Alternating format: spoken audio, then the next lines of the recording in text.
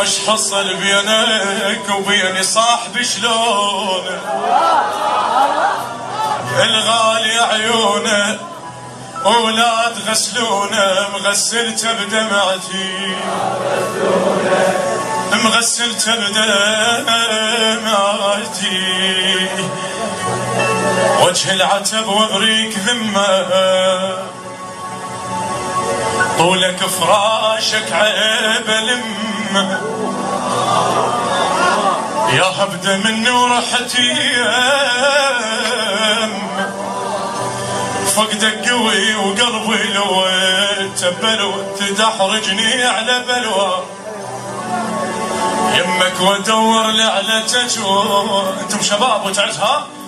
تقول لي يمه قوم اخطبت لك دمعه حلوه اعطك بعد ما تلفي الموفق الحبيب فاضل حسن خلينا نعوف